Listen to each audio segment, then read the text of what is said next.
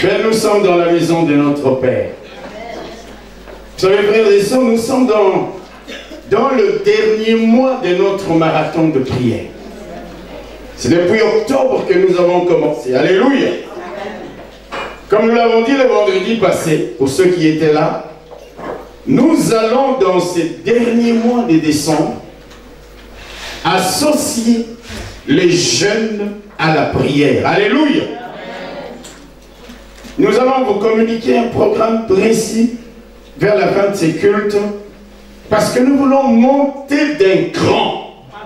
Non, quelqu'un n'a pas compris ce que je dis. Nous voulons monter des niveaux. Alléluia. Et moi, je prie Dieu. Dans les moments où je prie, je demande à Dieu de continuer à nous soutenir, à nous protéger, à nous fortifier, jusqu'à ce que nous ayons à franchir la ligne d'arrivée sans nous décourager, sans baisser les bras, sans reculer, alléluia, sans nous arrêter. Il faut que tu dises, Seigneur, je veux dans cette droite ligne aller jusqu'au bout, jusqu'à la ligne d'arrivée, alléluia. Dans la prière, oui, ce sont des temps de prière. C'est pourquoi je crois que le Seigneur ne met sur mon cœur que des exhortations en rapport avec la prière. Amen. Je voudrais encore nous exhorter ce matin là-dessus, sur la prière. Et je vais revenir sur un texte que nous avons déjà lu et sur lequel nous nous sommes déjà exhortés il y a peu de temps.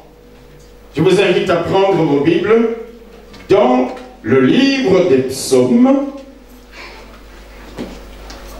psaume 84. Nous lirons du premier jusqu'au 11e verset.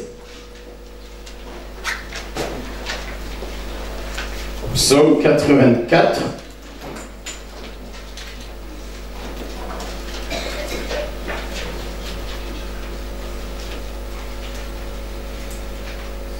Alléluia. Amen. Nous lirons du premier jusqu'au 11e verset. Écoutez ce que la Bible dit. Que tes demeures sont aimables, Éternel des armées. Que tes demeures sont aimables. Mon âme soupire et languit après les parvis de l'Éternel. Mon cœur et ma chair poussent des cris vers les dieux vivants. Le passereau même trouve une maison et l'hirondelle un nid où elle dépose ses petits. Tes autels, Éternel des armées, mon roi et mon Dieu. Heureux ceux qui habitent ta maison. Ils peuvent te célébrer encore. Heureux ceux qui placent en toi leur appui. Ils trouvent dans leur cœur des chemins tout tracés. Lorsqu'ils traversent la vallée des Baca, ils la transforment en un lieu plein de sources. Et la pluie la couvre aussi des bénédictions. Remarquez bien ce verset. Lorsqu'ils traversent la vallée de Baca, il la transforme, pas Dieu, mais eux la transforment en un lieu plein de sources. Et la pluie la couvre aussi des bénédictions. Leur force augmente pendant la marche et ils se présentent devant Dieu à Sion. Éternel, Dieu des armées, écoute ma prière. Prête l'oreille, Dieu de Jacob. Toi qui es notre bouclier, vois, ô Dieu, et regarde la face de ton oint. Mieux vaut un jour dans tes parvis que 1000 ailleurs. Je préfère me tenir sur les seuils de la maison de mon Dieu plutôt que d'habiter sous les tentes de la méchanceté. Amen. Alors le thème de ce matin, je l'ai intitulé transformer votre vallée de Baca. Alléluia. Verset 6e. Il la transforme. Lorsqu'il traverse la vallée de Baca, il la transforme en un lieu plein de sources. Transformez votre vallée de Baca. Alléluia. Comme vous le savez, mes bien-aimés frères et sœurs, la vallée de Baca veut simplement dire la vallée des pleurs. Ou encore la vallée des larmes. Lorsqu'on arrive dans cette vallée, on pleure. On sanglote. On gémit. On crie. On verse des larmes. Tellement les lieux sont arides. Les choses sont très difficiles. Combien de fois chacun de nous ici ne s'est-il pas trouvé dans une situation où il a eu à pleurer? Combien de fois chacun de nous ici n'a-t-il pas été emmené dans certaines circonstances, au regard des situations qui sont au-devant de lui, de verser des larmes, peut-être pas publiquement, mais lorsque nous rentrons dans nos maisons, lorsque parfois nous sommes sur notre couche, pendant l'éveil de la nuit, on ne trouve même pas les sommets. On pleure parce qu'il y a un combat, parce qu'il y a une difficulté, parce que ça vient, ça s'approche, ça nous fait peur, ça nous fait paniquer. Combien de fois n'avons-nous pas été dans une situation où nous avons désespéré, nous étions abattus, nous étions découragés, pressés de toutes parts, au point que des sanglots nous emportent. Vous savez, il arrive des moments, tu n'as même pas envie de pleurer, mais tu pleures. Tu sanglotes. Tu traverses des moments très difficiles. On ne sait pas comment on va s'en sortir. On ne sait pas comment on va se tirer d'affaire. C'est lorsque nous passons et nous traversons des moments pareils que l'on peut véritablement dire que nous sommes dans la vallée des Baca. Alléluia. Et ce matin, écoutez-moi bien, qu'est-ce que Dieu nous dit? Dieu nous dit plutôt que de pleurer, plutôt que de pousser des gémissements, plutôt que de sangloter, transformez votre Baca en un lieu plein de sources. Alléluia. Transformez ce combat qui est en face de vous en un défi à relever. Transformez cette épreuve, cette situation en une source d'enseignement, d'expérience pour l'avenir, plutôt que de pleurer. Transformez cette vallée en un lieu de louange et de prière, comme Paul, Loïs et Silas lorsqu'ils étaient en prison. La prison pouvait être pour eux un lieu des gémissements et des pleurs. Ils pouvaient se mettre à se lamenter, à sangloter. Mais ils ont choisi quelque chose d'autre. Ils ont choisi de transformer leur Baca en un lieu de prière et de louange. Et nous savons ce qui est arrivé. La Bible nous dit dans le livre de Actes des Apôtres, chapitre 16e, qu'il y a eu un tremblement de terre et les fondements des portes des prisons se sont ébranlés. Transformez votre vallée des Baca en un lieu de louange et de prière. Dans ce verset que nous venons de lire, le verset 6e, la Bible nous dit clairement que même les situations qui semblent perdues d'avance, même les messes qui semblent être dites d'avance, tellement les conditions sont défavorables et extrêmement défavorables, il est possible de transformer les choses. Il est possible de changer les choses. Il est possible de renverser la vapeur, de renverser la tendance et d'avoir la victoire, même dans la vallée où d'autres sont passés et où ils se sont mis là-bas à pleurer, où ils se sont mis là-bas à désespérer. Dieu te dit qu'il est possible de transformer d'échanger la vallée de Baca en un lieu plein de joie, en un lieu plein de sources. Alléluia. Je voudrais nous réitérer l'appel. Plutôt que de te mettre à pleurer, plutôt que d'être complètement abattu et être dans un coin versé des larmes dans la situation que tu vis, dans la vallée de Baca que tu traverses, Dieu te dit, transforme cette vallée en un lieu où il y a des sources d'eau. Et si la Bible le dit, alléluia, c'est que cela est possible. Si la Bible dit que nous pouvons, qu'il y a eu des gens qui ont transformé la vallée de Baca en un lieu plein de sources, c'est que cela est aussi possible pour toi et moi. Il y a beaucoup de gens dans la vie chrétienne, mes frères et sœurs, qui ont une mauvaise habitude, une mauvaise attitude. C'est celle de se déclarer incapable, même là où Dieu les déclare capables.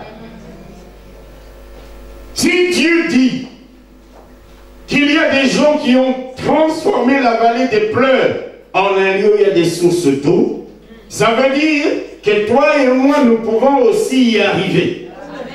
La Bible dit qu'Élie était un homme de la même nature que nous. Lorsque le ciel s'est fermé pendant 3 ans et demi de sécheresse, il s'est mis à prier et il a transformé la sécheresse en un temps de pluie abondante. Il était un homme de la même nature que nous. C'est-à-dire, si ces gens, dans le psaume 84, sont arrivés à transformer la vallée de Baca en un lieu plein de sources, c'est que toi et moi, nous avons la même nature que eux, nous sommes aussi capables. Nous sommes capables par celui qui nous fortifie. C'est pourquoi il ne faut jamais te déclarer incompétent ou incapable. Là où les autres réussissent, pourquoi tu ne devrais pas réussir? Et je vais te dire que même là où les autres ont échoué, tu peux réussir parce qu'il y a quelqu'un qui vit en toi. Je prie tout par celui qui me fortifie.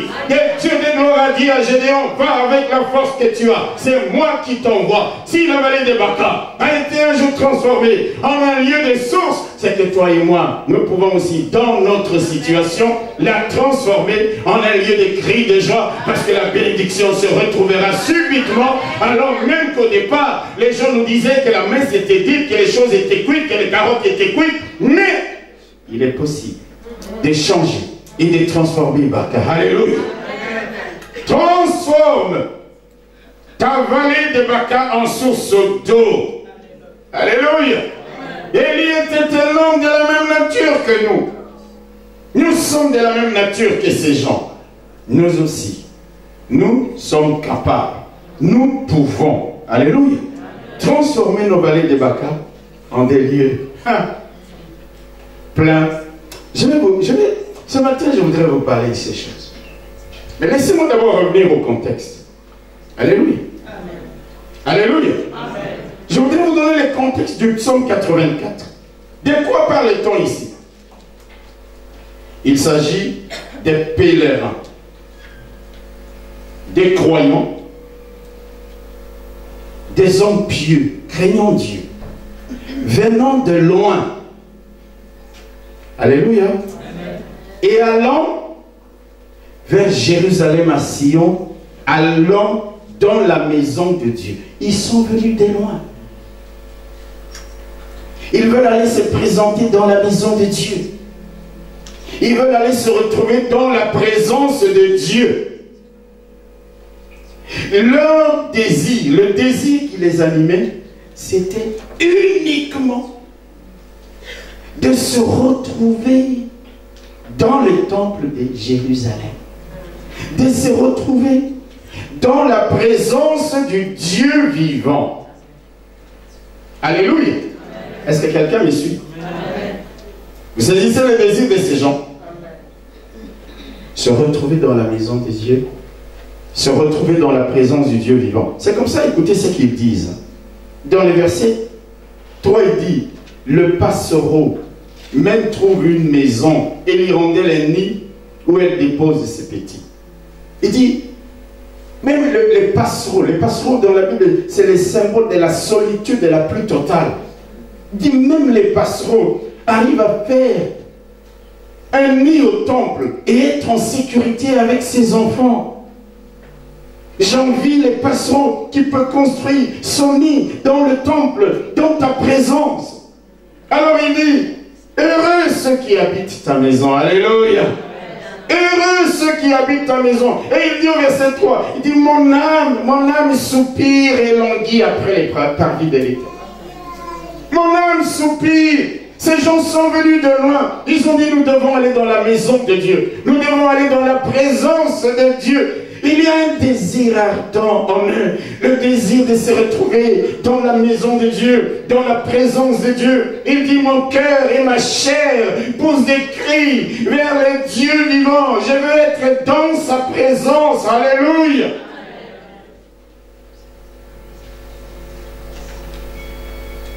Il dit, les passeront même. Heureux ceux qui habitent dans ta maison. C'est comme ça qu'il dit encore au verset, et un peu plus loin, il dit, mieux vaut un jour dans tes parvis. Écoutez le désir de ces gens-là. Ils viennent de très loin. Et leur seul désir, c'est d'aller dans la maison de Dieu. Ils aiment la maison de Dieu. Ils aiment la présence de Dieu. Plus que tout, ça brûle en eux. Et ils vont jusqu'à envier des oiseaux qui ont construit leur nid au temple. Mes frères et sœurs, la première caractéristique des gens capables de transformer la vallée des Baca, c'est des gens qui ont un désir ardent d'être dans la présence de Dieu.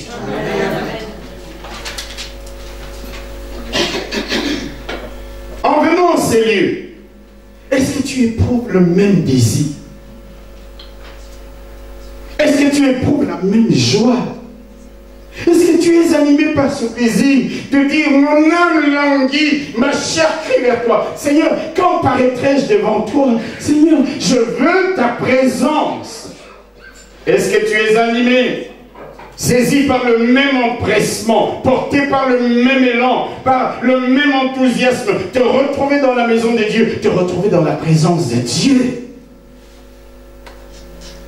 Vous savez, la plupart d'entre nous ici, nous avons parfois des attentes de certains rendez-vous, des attentes par rapport à certaines choses. C'est bien, ce n'est pas fondamentalement mauvais, ce n'est pas toujours mauvais, puisque nous avons le même désir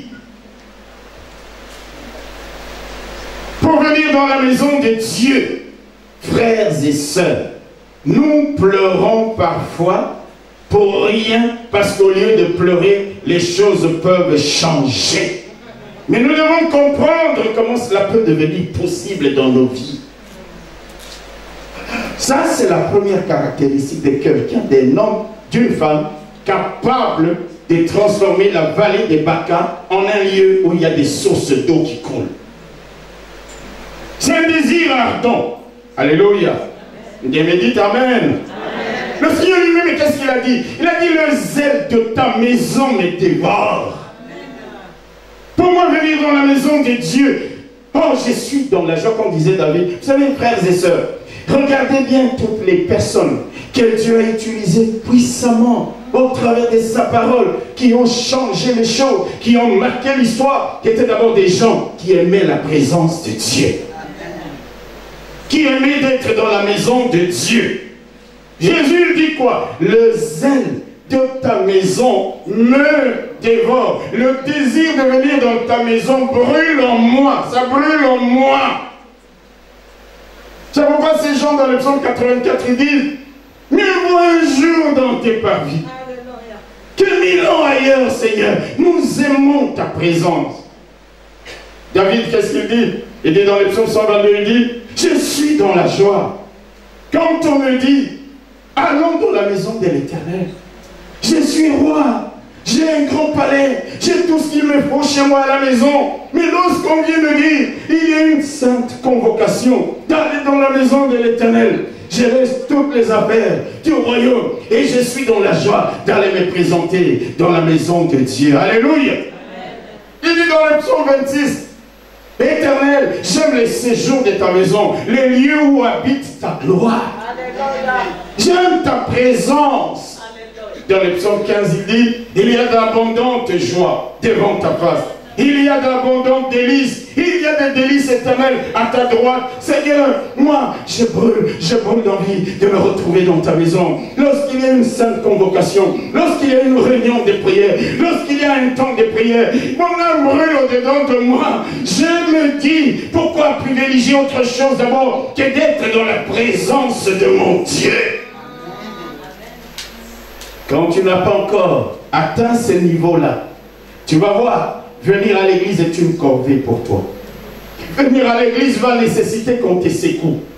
Venir à l'église va nécessiter qu'on t'appelle au téléphone. Mais celui qui a compris qu'il doit être dans la caractéristique des personnes capables de transformer la vallée des pleurs en un lieu de joie, c'est d'abord des hommes et des femmes qui aiment la présence de Dieu. Vous savez, quand on est dans la présence de Dieu, il y a une osmose de la part de Dieu vers nous. Oh, lorsque Moïse est resté sur les sommets de la montagne, alléluia, dans la présence de Dieu, pendant tous ces jours-là, il y a eu osmose de la gloire de Dieu vers lui, au point que son visage rayonnait et que lui-même n'en était même pas conscient, parce qu'il est demeuré longtemps dans la présence de Dieu. Aimer la présence, la maison de Dieu. Car il dit dans les psaumes 23, oui, le bonheur et la grâce m'accompagneront tous les jours de ma vie et j'habiterai dans la maison de l'Éternel jusqu'à la fin de mes jours. Dites Amen. Lorsqu'Ézéchias a reçu la lettre de menace du roi Sennacherib, où est-ce qu'il est allé avec? Pas dans les grands salons où l'on faisait des fêtes au palais royal. Il a couru avec la lettre dans la maison de Dieu, dans la présence de Dieu. Il a étalé la lettre, il a lu la lettre. C'est comme ça que Anne, malgré les mortifications des Péninas, sa rivale, elle disait: j'irai toujours à Silo dans la maison de Dieu, j'irai toujours chercher la face de Dieu. La première caractéristique, si tu veux être un homme, une femme, capable de changer la vallée des pleurs en un lieu de joie, c'est d'aimer la maison de Dieu, c'est d'aimer la présence de Dieu.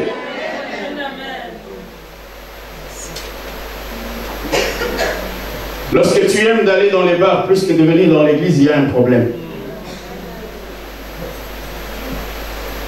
Lorsque tu préfères rester devant ta télévision à regarder je ne sais quoi, oh, je ne dis pas qu'on regarde que des mauvaises choses à la télévision, il y a aussi des bonnes choses. Je n'ai pas dit ça.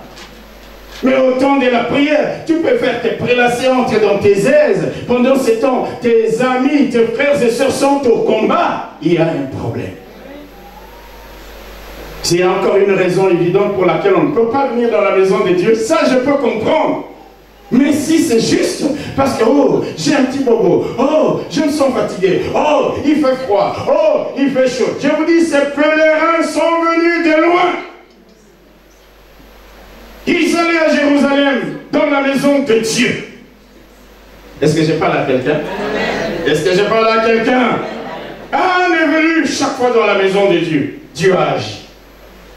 Ézéchias était venu avec la lettre dans la maison de Dieu. Dieu avait agi. Comprenons une chose, tu ne peux pas, je ne peux pas être un homme, une femme, capable de transformer la vallée de Baca si je n'aime pas la maison de Dieu.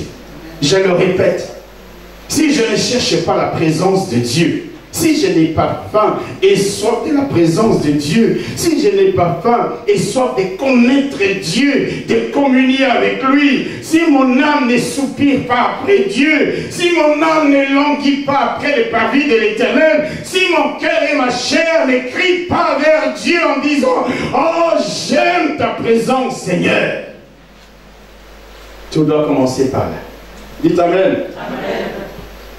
Pourquoi je voudrais t'exhorter, mon frère, ma soeur? Tu n'es pas devenu chrétien juste pour la foi.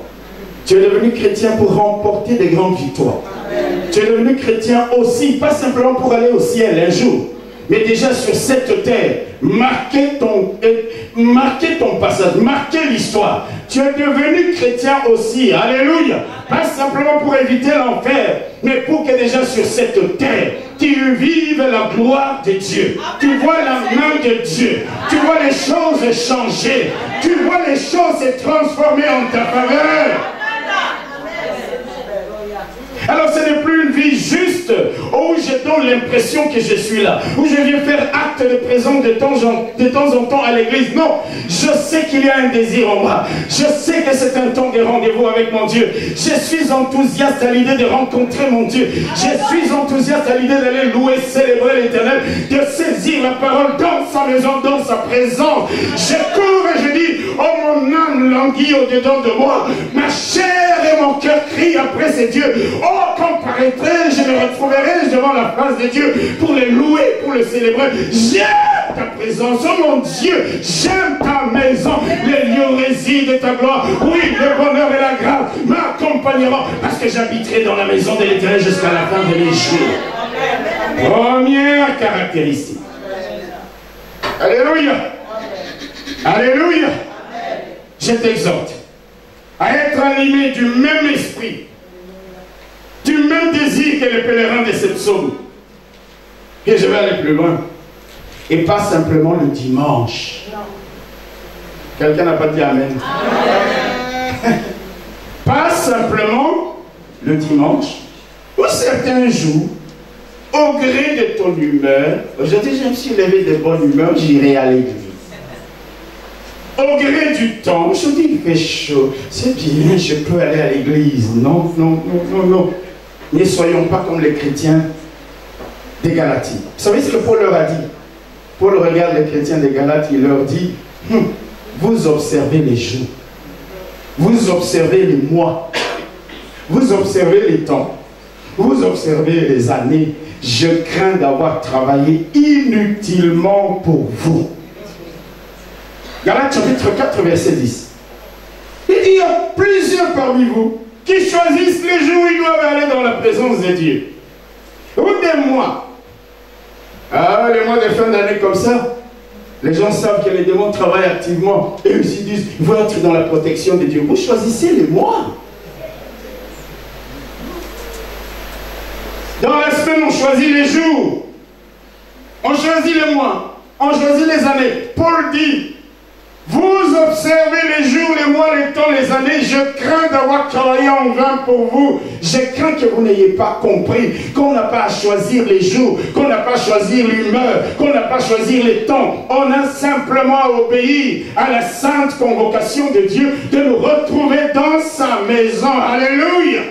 Remarquez que les pèlerins du psaume 84 n'ont même pas reçu cette convocation. C'est d'eux-mêmes qu'ils ont quitté les lointains pays qui étaient les leurs pour dire, nous allons monter à Jérusalem. Nous avons envie d'être dans la maison de Dieu, de nous retrouver dans la présence du Dieu puissant pour le louer, l'adorer et le célébrer. Alléluia.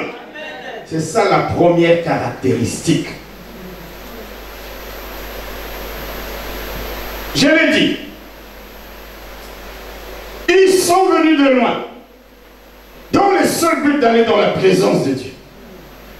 Quand vous regardez, vous allez voir ce que ces gens véritablement cherchaient, voulaient, en allant à Jérusalem.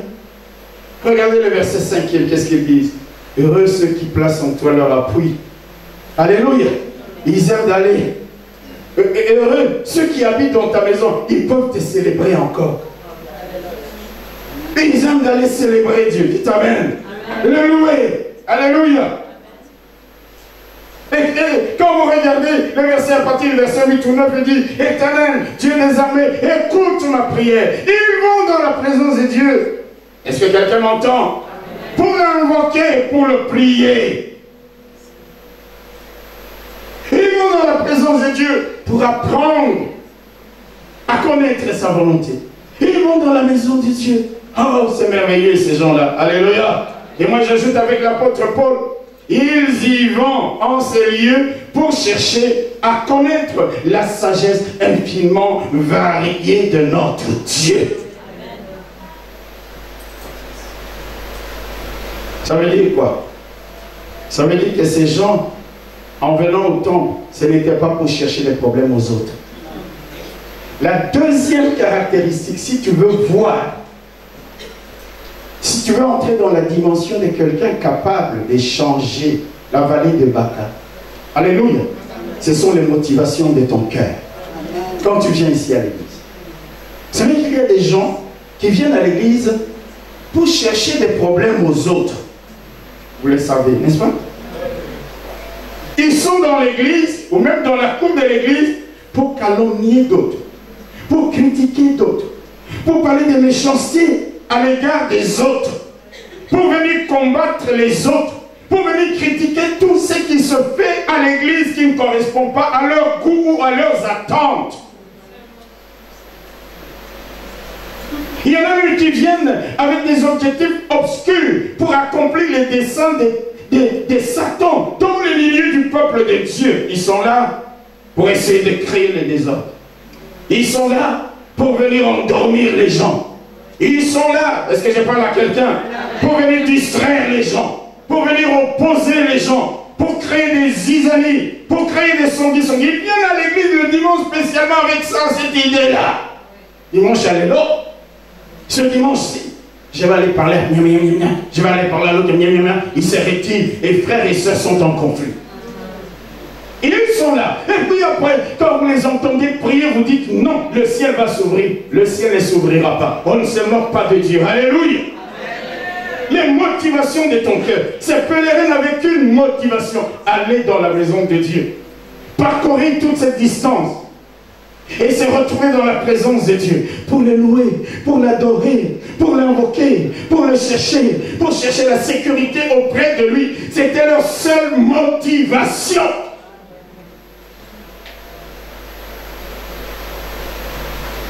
Quand tu viens créer des problèmes ici, frère, tu es complètement à côté de la plaque. Tu es complètement à côté de la plaque. Quand tu viens chercher des amis entre des frères et sœurs, tu es complètement à côté de la plaque. Quand tu viens à l'église, juste pour chercher la gloire, être vu par les hommes, tu es complètement à côté de la plaque. Quand tu officies, quand tu prêches, quand tu chantes, tu ne le fais pas pour que les gens te voient, pour que les gens t'acclament, pour que les gens t'applaudissent. Tu le fais parce que tu aimes de célébrer ton Dieu, parce que tu aimes d'élever ton Dieu, parce que tu aimes que ce Dieu-là soit connu.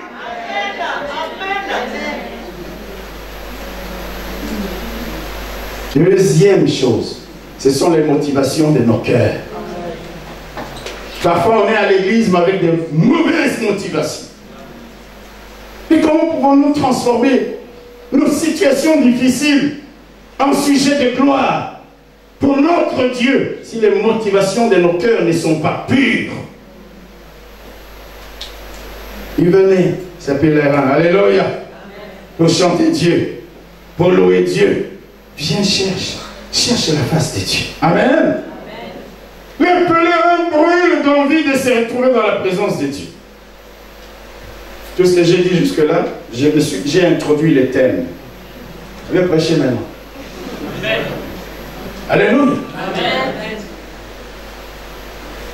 Amen. Ils brûlent d'envie de se retrouver dans la maison de Dieu. Malheureusement, leur voyage vers Jérusalem passe par la vallée de Baca.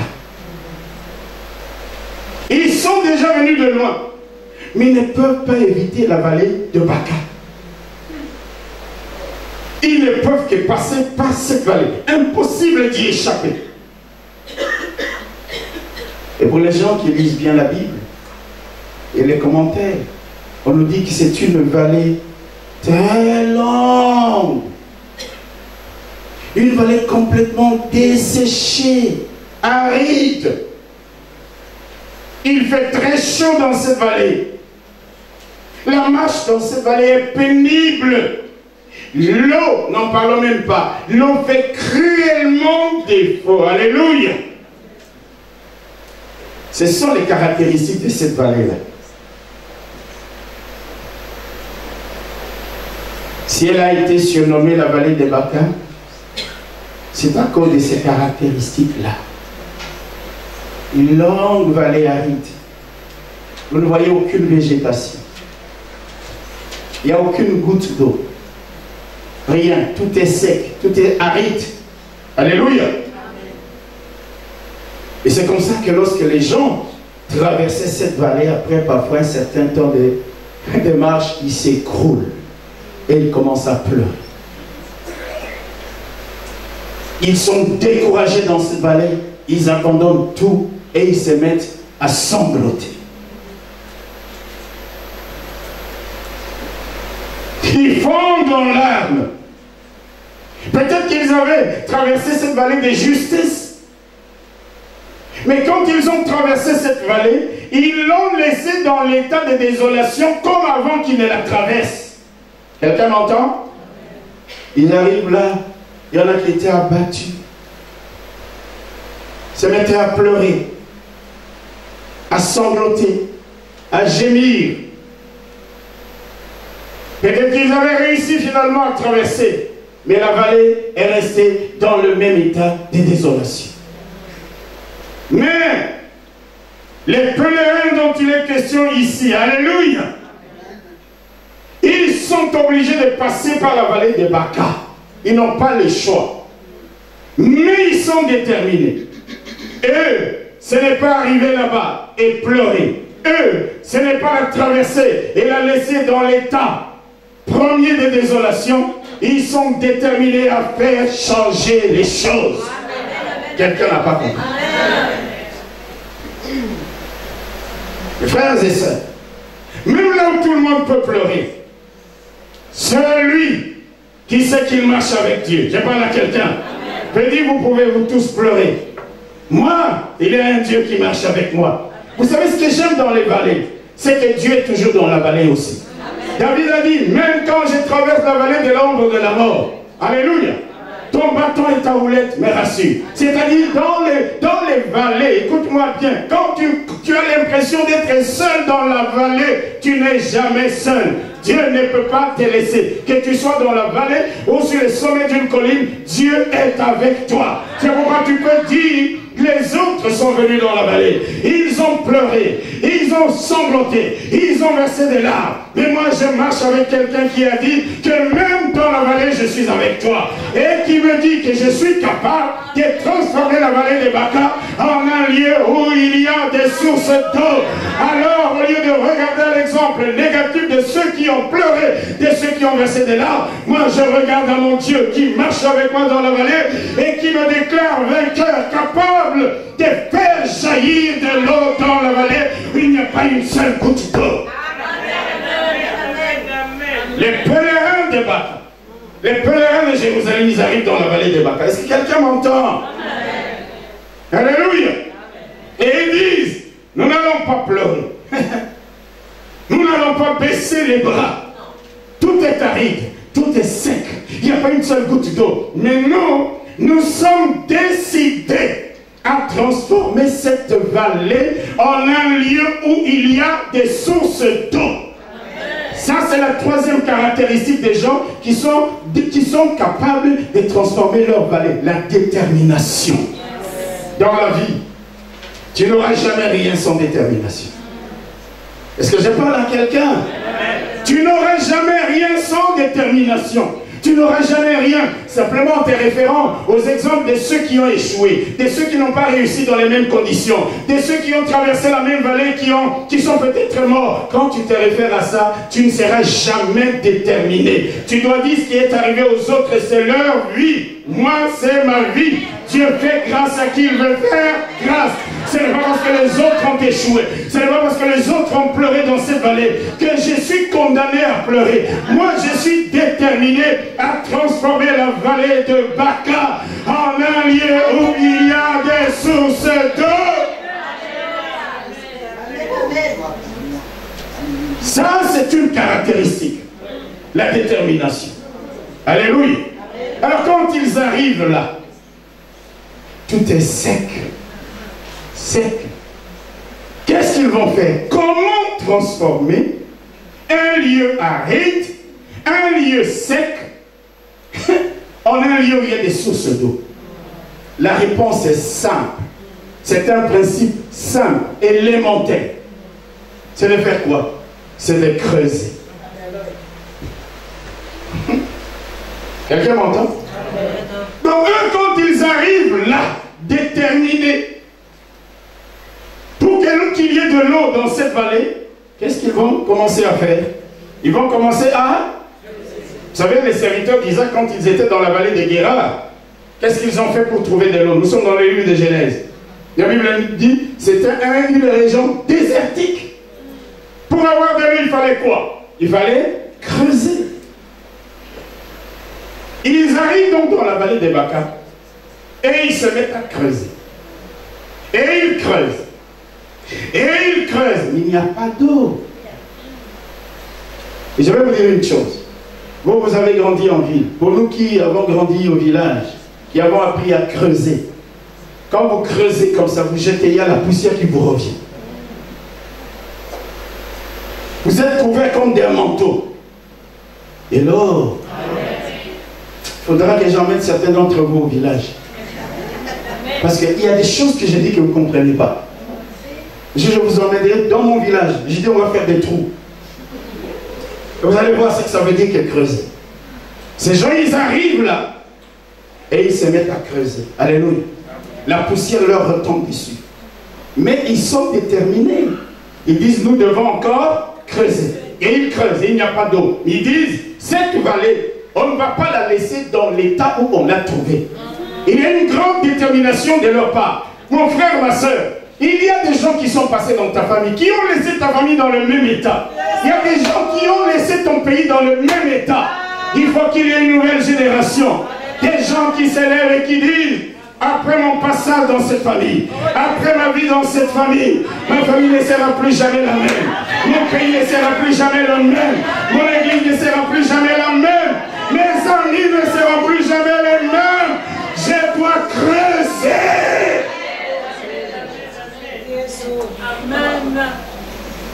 Et ils creusent. Et ils creusent. Apparemment, c'est stérile. Apparemment, il n'y a rien. Mais ils sont déterminés et ils continuent à creuser et à creuser et à creuser jusqu'à ce que tout d'un coup l'eau jaillisse. Et puis ils vont ailleurs, encouragés par le premier puits. Ils vont ailleurs, ils creusent et un autre jaillissement. Et ils vont ailleurs et ils creusent. Et il y a maintenant plein de sources d'eau dans la vallée. Et là, la quatrième caractéristique, c'est ça. Tu dois travailler dur. Amen. Tu dois creuser. Et regardez. Ah, j'aime ça, mon Dieu. Quand maintenant, ils ont creusé. Ils ont creusé. Ils ont creusé. Aïe, aïe, aïe. Et l'eau a jailli. Il y a des sources d'eau dans la vallée. Lisez bien le texte. On va lire ensemble. Je vais vous montrer ça.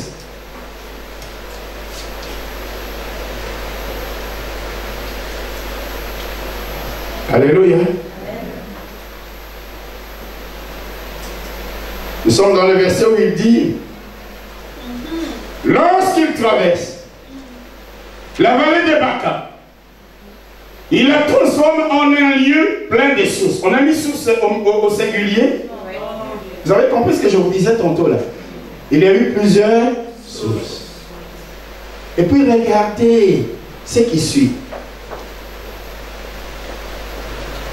Il y a eu une conjonction de coordination.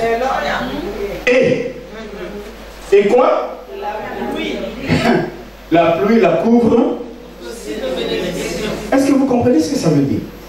Eux, ils creusent des fosses, des puits. L'eau jaillit. La vallée devient une source, un lieu de plusieurs sources. Et Dieu dit, vous avez tellement bien travaillé que maintenant, je vais envoyer l'eau du ciel, la pluie du ciel, pour vous donner au-delà de ce que vous pouviez avoir dans le puits que vous avez creusé. Et il n'y a plus de micro, il n'y a plus de micro. Juste au moment où je donne une révélation.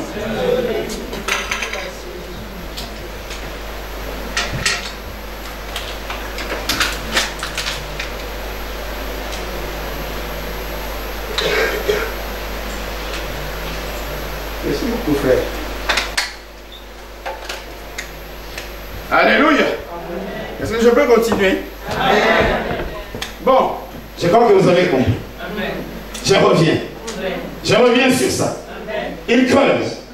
Il creuse. Il creuse. L'eau jaillit. Vos efforts avec Dieu ne seront jamais vains.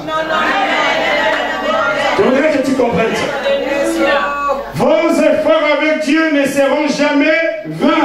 problème, la plupart d'entre nous, nous sommes des paresseux. Paresseux physiquement et paresseux spirituellement. Ils creusent, ils creusent, ils creusent, et il y a une première source. Mes frères et sœurs, dans la vie, il faut regarder à ce que Dieu a déjà fait pour être encouragé. Je suis certain que chacun de nous ici a déjà vu une source d'eau jaillir quelque part.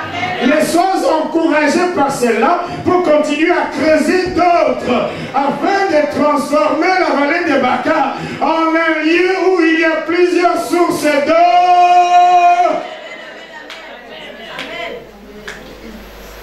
Alors qu'est-ce qui se passe maintenant? Il y a plusieurs sources dans cette vallée et la conjonction de coordination va avoir lieu. Ah, il n'y a pas. Est-ce qu'il y a quelqu'un qui peut m'encourager? Lorsqu'il traverse la vallée de Baca, il la transforme en un lieu plein de sources parce qu'ils ont creusé, creusé, creusé, creusé, l'eau a jailli et la pluie. Dieu dit maintenant, je ne vais pas vous laisser avoir juste cette quantité d'eau. Parce que si vous devez laisser cette vallée dans un autre état, il faut que l'eau déborde de partout, que des bénédictions, que la végétation, que le verre pousse. Et ça ne suffira pas simplement avec l'eau du puits. Je vais maintenant rajouter, il est le Dieu. Est-ce que je parle à quelqu'un qui te donnera toujours au-delà de ce que tu attends, au-delà de ce que tu demandes, au-delà de tes prières, au-delà de tes efforts. Il y aura des bénédictions collatérales, il y aura des choses auxquelles tu ne t'attendais pas. Dieu te surprendra dans la vallée de Baca parce que tu as été déterminé à creuser, et l'eau que tu auras depuis ne suffira pas, et l'Éternel ton Dieu t'enverra la bénédiction du ciel sous la forme de la pluie, et l'eau giclera de partout dans la vallée, et la végétation poussera, et quand toi tu passeras, les générations qui viendront après toi n'auront plus à pleurer là-bas, n'auront plus à mourir là-bas, parce qu'ils auront trouvé de l'eau, parce qu'ils auront trouvé de la végétation, parce qu'ils auront trouvé de la vertu, parce qu'ils auront trouvé de la vie.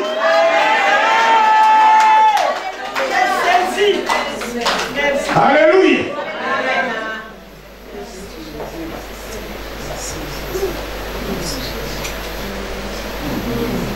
Pour eux, ils ont dit non. On ne va pas laisser la vallée dans l'état. Sur des centaines de kilomètres, il n'y a rien. Mais eux, ils disent, nous sommes déterminés. Nous allons creuser jusqu'à ce que des sources d'eau jaillissent. Alléluia. Alléluia.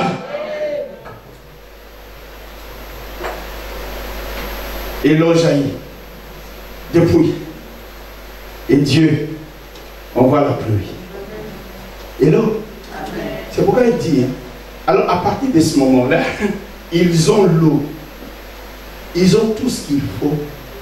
Ils continuent et pendant leur marche, ils ont de l'eau. Leur force augmente pendant qu'ils s'avancent vers Sion. Parce qu'ils ont déjà. Et l'eau de pluie, c'est le symbole de la parole de Dieu. L'eau de la pluie, c'est le symbole de l'onction du Saint-Esprit. Lorsqu'un chrétien, alléluia, vit dans la parole et dans la puissance du Saint-Esprit, ses forces augmentent pendant la marche. Ses forces augmentent pendant les combats. Ses forces augmentent dans sa vie spirituelle. Est-ce que je parle à quelqu'un?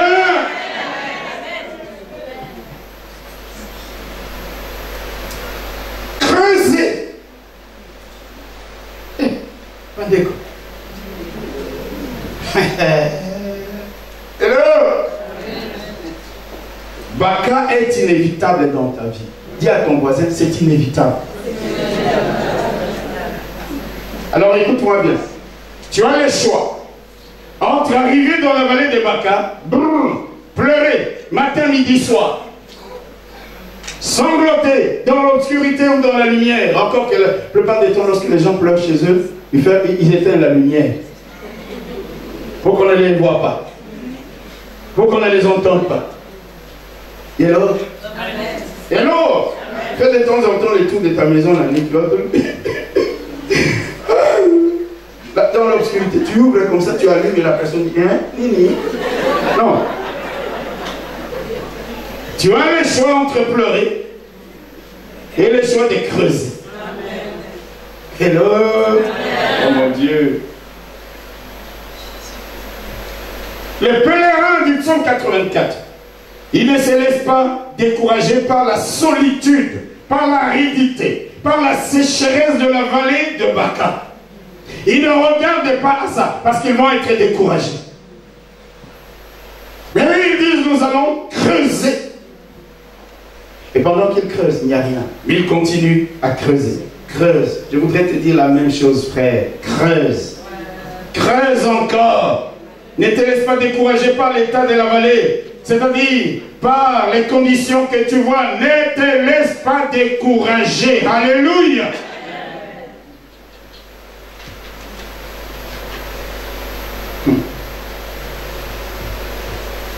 Ah mon Dieu. Ces pèlerins, ils arrivent là. Je me répète peut-être, mais il faut que je me répète.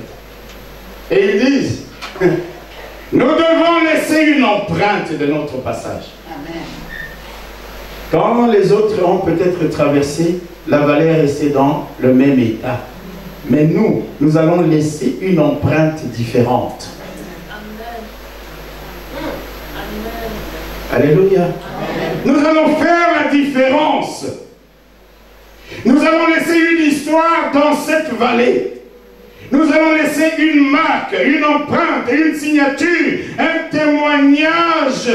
Amen. En d'autres termes, ils disent, nous allons sortir du lot. Tous ceux qui passaient par ici pleuraient, ils partaient, la vallée était dans le même état. Nous allons sortir du lot. Nous allons changer la vallée. Nous allons la transformer. Et ceux qui viendront après nous ne la trouveront plus dans le même état. Est-ce que tu es l'homme de la différence? Tu es devenu président de la République. Quand tu deviens président de la République, tu fais exactement la même chose que tous ceux qui ont détruit ton pays avant. Tu es devenu ministre, tu deviens ministre, tu fais exactement la même chose. Ce que j'ai dit là, je ne prêcherai pas comme ça en Afrique. Hein? Parce que quelqu'un va croire qu'il est directement visé, alors c'est d'une manière générale. Mes frères et sœurs, il faut que quand tu arrives quelque part, dans une ville, dans ton école, dans une réunion, tu peux marquer la différence. Tu peux laisser une histoire. Tu peux laisser une empreinte. Un jour, tu ne seras plus dans cette église de l'âge. Quelle est l'empreinte que tu auras laissée? L'empreinte de quelqu'un qui est venu créer des problèmes? L'empreinte de quelqu'un qui est venu créer des zizanies entre les gens? Oh non, non, non, non, non. Il y a des gens qui partiront un jour de cette église, on dira, quand cette femme priait, quand ce frère conduisait, oh, oh, oh, oh, oh, oh, oh. Voilà l'histoire qui plaît à Dieu. Quand il est devenu ministre dans son pays, voilà le témoignage. Même mes frères et sœurs, même les païens dans ces pays d'Europe marquent leur temps, marquent leur histoire, l'histoire de leur pays. Pourquoi c'est simplement nous là, les Noirs? Moi je ne suis pas noir sous la malédiction. Toi tu n'es pas noir sous la malédiction parce que la malédiction a déjà été prise par Jésus-Christ à la croix de Golgotha. Tu es sous la bénédiction. Tu es sous la coupe de la bénédiction. Tu es sous la coupe de la différence. Tu es sous la coupe de l'excellence. Tu es sous la coupe de la distinction. Ça veut dire que tu peux marquer la différence. Tu peux changer les choses. Alléluia. Alléluia. Amen. Nous sommes pèlerins, dit la Bible. Toi et moi, nous sommes des pèlerins. Dans notre marche vers le ciel, nous aurons des bacas à traverser. Amen. Amen. Il y aura des situations dans lesquelles tu entres, tu as l'impression que c'est interminable, que ça ne va pas s'arrêter, que tu n'en sortiras pas, que tu vas mourir dedans. Vous n'avez jamais vécu des choses comme ça? Des situations dans lesquelles, non, tu te dis, ah, ça dure, ça fait longtemps que ça dure. Je n'en sortirai jamais. Et tu vois, tu pleures, tu pleures, tu pleures, tu pleures. Je vais vous dire une chose, pleurer n'est pas en soi une mauvaise chose. Alléluia. De temps en temps, il faut pleurer. Dieu nous a créés avec cette émotion. Mais pas pleurer, pleurer, pleurer, pleurer, pleurer et se laisser pleurer, abattre, décourager, s'enterrer là-bas. Non!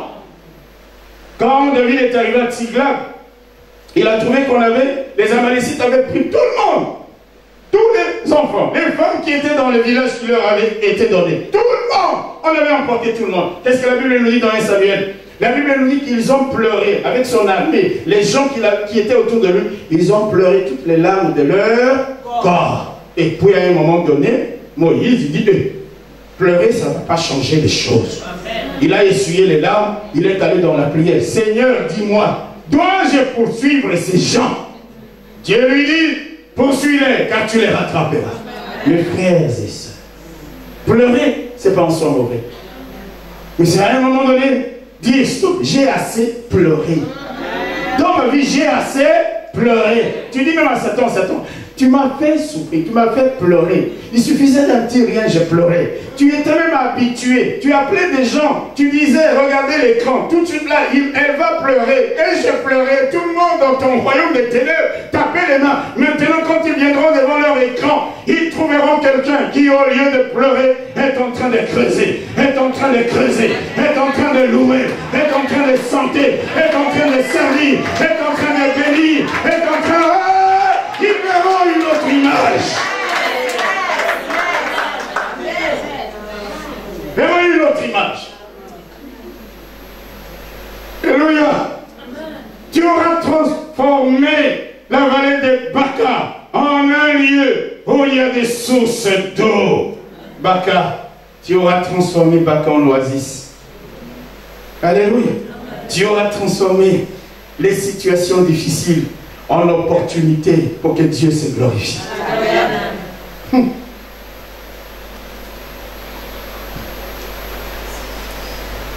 C'est un défi.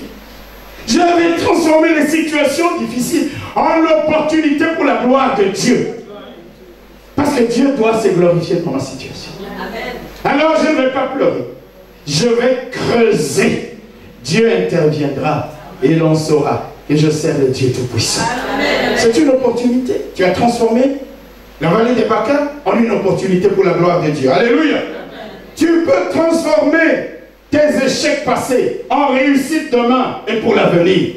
Pierre et ses amis ont travaillé toute la nuit sur le même lac, avec le même filet. Ils n'avaient rien pris. Ils pouvaient se décourager. Mais Jésus leur a dit, creusez, faites encore ce que vous avez fait toute la nuit. Vous savez ce que ça veut dire que creuser? C'est faire exactement la même chose. La même chose. Et apparemment, ça ne produit pas, mais vous continuez à creuser et à faire la même chose. Amen.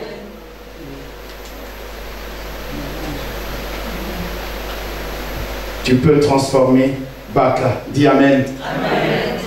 Alléluia. Amen. Ils se sont mis à creuser dans la vallée. Et Dieu a envoyé l'eau. Frère, creuse. Dis à ton voisin, creuse. Creuse encore. Merci. Creuse sans te laisser décourager par l'état de la vallée. Creuse sans regarder à l'état de ta situation ou de ta condition. Quelqu'un va dire, mais pasteur, qu'est-ce que ça veut dire concrètement creuser?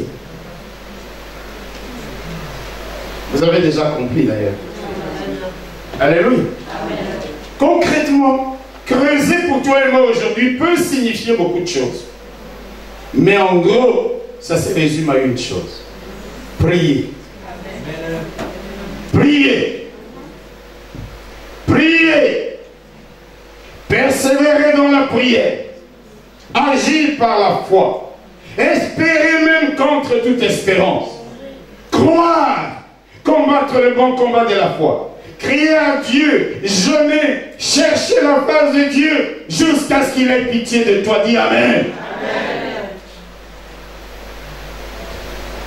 Dans cette situation, tout est compliqué. Tu pries et il n'y a rien. Il n'y a que poussière. Mais tu dis, je dois continuer à creuser. Et tu continues à prier. Et à prier. Et à prier. Est-ce que je parle à quelqu'un? Je vais te dire une chose. Parce que tu es animé de persévérance et de détermination, l'eau jaillira. L'eau jaillira. Alléluia. L'eau jaillira. Dis Amen. L'eau jaillira. L'eau jaillira. Et bien plus, Dieu enverra la pluie du ciel comme au temps d'Élie. Alléluia. Après 3 ans et demi de sécheresse, Élie rencontre finalement Akab sur le mont Carmel. Élie a fui jusqu'à Beersheba. Il est revenu sur l'ordre de Dieu. Va affronter Akab. Il vient l'affronter. Ils sont sur le mont Carmel. Et puis, Élie dit à Akab, la pluie va tomber. Akab était là, il est venu avec sa voiture officielle, son char royal. Alléluia. Après 3 ans et demi de sécheresse, il n'y a pas le moindre petit nuage à l'horizon. Il n'y a rien. Mais Élie dit à Akab aujourd'hui, la pluie va tomber. Alléluia. Qu'est-ce qu'il fait? Il se met à creuser. Il se met à prier. Il prie dans la position d'une femme en situation d'accouchement. C'est pourquoi, mes frères et sœurs, le temps d'accoucher est arrivé. Il faut que tu aies la force. Amen. Je reviendrai sur ça le dimanche prochain. Et il prie. Et il prie. Et il prie. Et il dit à son serviteur, va voir du côté de la mer. Première fois. Après le premier temps de prière, le serviteur d'Élie va du côté de la mer. Il regarde de partout. Il dit, il n'y a rien. Est-ce que ça a découragé Élie? Non. Il dit, je sais que je dois creuser parce que l'eau jaillira. Et il se met encore dans la prière. Il prie, il prie, il prie, il prie. Il dit à son serviteur, va voir du côté de la mer. Il revient, il dit, je ne vois rien. 2 fois, 3 fois, 4 fois, 5 fois. À un moment donné, écoutez ce que la Bible dit dans 1 Roi au chapitre 18, verset 41. À un moment donné, Élie va voir Akab et lui dit, Monsieur le roi, j'entends un bruit qui annonce la pluie. J'entends un bruit qui annonce la pluie. Attelle ton char, mange, bois. Tu vas filer, rentrer rapidement au palais royal. Akab le regarde, il dit, avec ce monsieur, je ne vais pas douter, je n'ai pas envie de mourir. Mais il me dit qu'il entend un bruit. Lisez, attendez, je vais vous montrer ça. 1 Roi chapitre 18.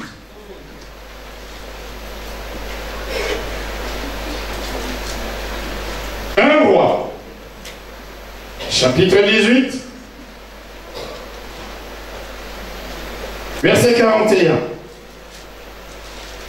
Élie est dans la prière, mes bien-aimés frères et sœurs. Élie est dans la prière. Eh mon Dieu. Alléluia. Alléluia.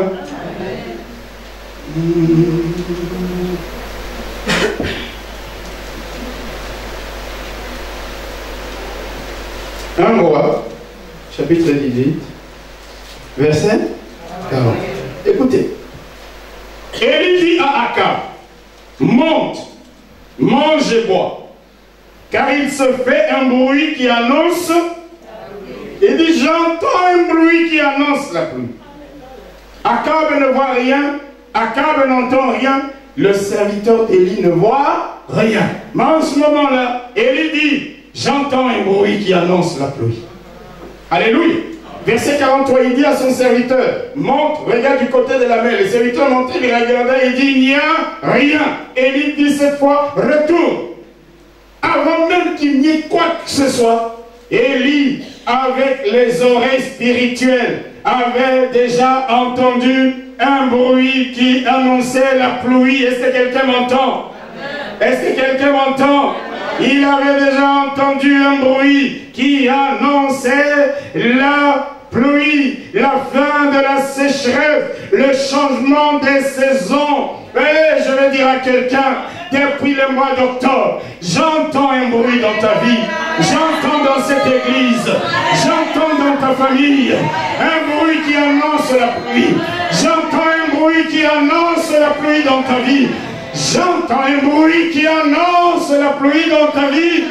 Mais qu'est-ce qui se passe? Il n'y a personne pour être dans la position d'enfantement. Il n'y a personne pour être trouvé dans la position de prière. J'entends un bruit. J'entends un bruit qui annonce la pluie.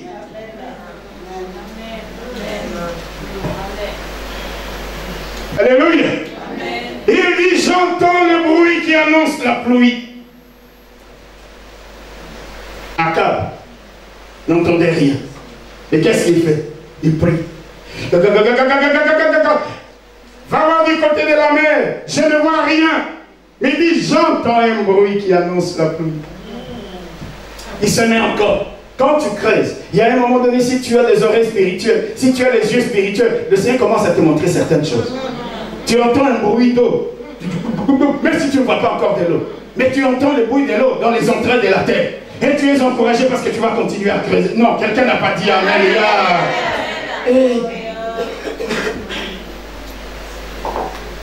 Et il se met encore à prier. Je te dis, j'entends un bruit. Non, mais dis Amen. Saisis la parole. Tu n'as pas encore exercé ton oreille, c'est ça le problème. Tu n'as pas encore exercé. Pour ceux qui sont là, pour ceux qui ont pris, déterminés à creuser, ils creusent jusqu'à maintenant. Même si on te dit on ne voit rien, même si tu ne vois rien, même s'il n'y a que poussière que tu soulèves, moi ton pasteur, ce matin, je prophétise et je te dis, j'entends un bruit. J'entends un bruit qui annonce la pluie. J'entends un bruit qui annonce la pluie du ciel. J'entends un bruit qui annonce la victoire. J'entends un bruit qui annonce la bénédiction dans ta vie. Alléluia. Mais que manque-t-il? Il manque un homme. Il manque une femme qui prie. Il manque une femme qui prie. Et qui prie encore. Même quand on lui dit on ne voit rien. Il manque un homme. Il manque une femme qui creuse. Qui creuse même s'il ne voit que poussière. Il manque un homme. Il manque une femme déterminée. Jusqu'à ce que l'eau jaillisse. Parce qu'il a dit jamais personne ne restera dans le même état. Il manque un homme déterminé. Il manque un homme courageux. Il manque une femme qui dit j'irai dans la maison de Dieu, dans la présence de Dieu. Il manque un homme déterminé pour dire pas cas ou pas, je traverserai, je changerai les conditions. Il manque un homme de prière.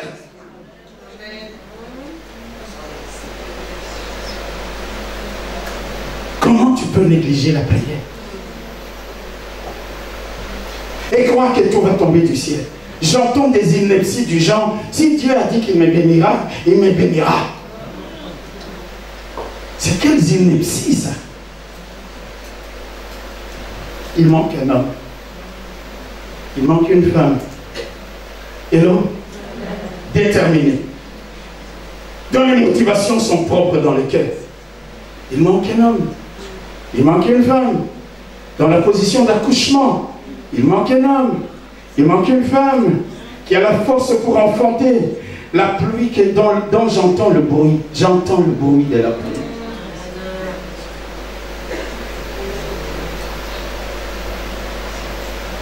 J'entends un bruit, mes frères et sœurs. J'entends un bruit qui annonce une pluie abondante. Amen. Élie a dit à Akab, j'entends un bruit. Attelle ton char. Revenons dans notre texte. Alléluia. Est-ce que quelqu'un comprend ce que je dis ce matin? Merci beaucoup. Verset 41. Et il dit à Akab, monte, mange et bois, car il s'est fait un bruit qui annonce la pluie. Akab monta pour manger et pour boire. Il y a des moments où je rigole. Hein. On peut être sur la même montagne. Il y en a un qui mange et qui boit. Il y en a un qui prie.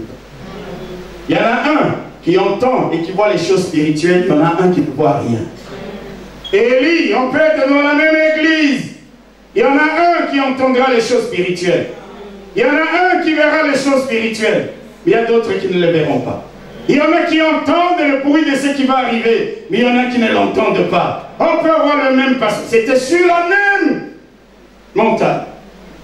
Et il dit à Akab, monte, mange et bois, car il s'est fait un bruit qui annonce la pluie. Akab monta pour manger, pour boire. Mais, écoutez la contradiction, mais Élie monta au sommet du Carmel et se penchant contre terre, il mit son visage entre ses genoux dans la position de l'enfantement des femmes hébreues. Il commence à prier la prière de l'enfantement pour que la pluie dont il avait entendu le bruit vienne. Écoutez verset 43. Il dit à son serviteur, monte, regarde du côté de la mer. Le serviteur monta, il regarda, il dit, il n'y a rien. Élie dit 7 fois, retourne. À la 7e fois, le serviteur dit, voici un petit nuage qui s'élève de la mer et qui est comme la paume de la main d'un homme. Élie dit, monte et dit à Akab, attelle et descend, afin que la pluie ne t'arrête pas. En peu d'instants, le ciel s'obscurcit par les nuages. Le vent s'établit et il eut une forte pluie. En peu de temps, je le disais vendredi, il y aura des moments, après avoir tellement creusé, juste un coup de pelle fera jaillir la source.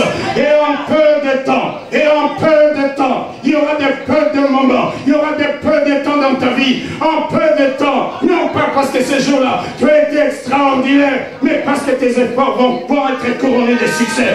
En peu de temps, Dieu te surprendra. Les nuages s'assembleront. Les nuages seront gonflés d'eau. Les vents vont venir de partout.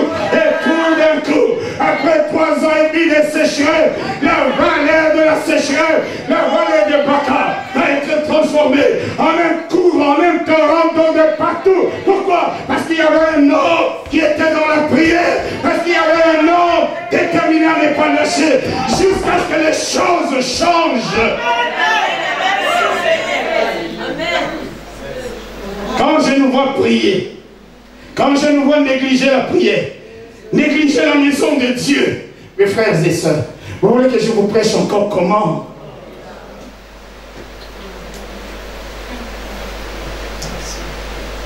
Il y a tellement de choses pour lesquelles nous pleurons. Mais Dieu te dit, tu es capable de changer la vallée de Baca. Il faut que la vallée de Baca devienne la vallée de Beraka.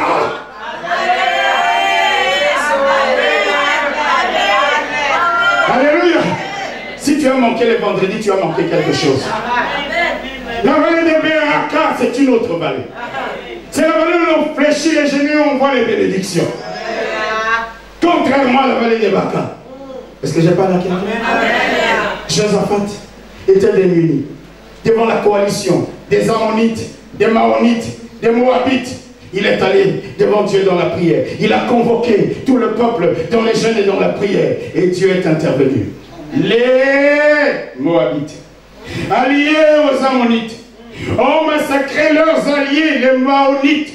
Et puis quand ils ont fini de les massacrer, ils se sont aidés les uns les autres à s'entretuer. Et après ça, les enfants d'Israël sont venus. Ils ont eu la victoire sans avoir combattu. Mais ils ont trouvé parmi les dépouilles de nombreuses richesses, des objets de valeur qu'ils ont emportés. Et ils sont allés où? Dans la vallée de Beraka pour célébrer le nom de l'Éternel. J'ai prophétisé, je le dis encore, Dieu te conduira dans la vallée de Beraka. Dieu te conduira dans la vallée de Beraka. Il te surprendra. Il te surprendra. En peu de temps, ton ciel s'obscurcira. Les nuages vont être gonflés d'eau. Et la pluie va jaillir. Et la pluie va tomber. Parce que tu as creusé. Parce que tu as prié. Parce que tu as persévéré. Et Dieu enverra la pluie du ciel. Je veux dire à quelqu'un, transforme ta vallée de Baca, transforme ta situation, transforme ta condition. Ne sois pas désespéré, ne sois pas abattu, ne baisse pas les bras à pleurer. Lève-toi et commence à creuser. Parce que bientôt, moi j'entends un bruit. J'entends un bruit qui annonce la pluie. J'entends un bruit qui annonce la victoire. J'entends un bruit qui annonce la solution. J'entends le bruit du miracle. J'entends les pas de miracle. J'entends les pas de miracle. J'entends les pas de bénédiction qui viennent à toi, qui courent après toi, qui veulent te toucher. J'entends ce bruit.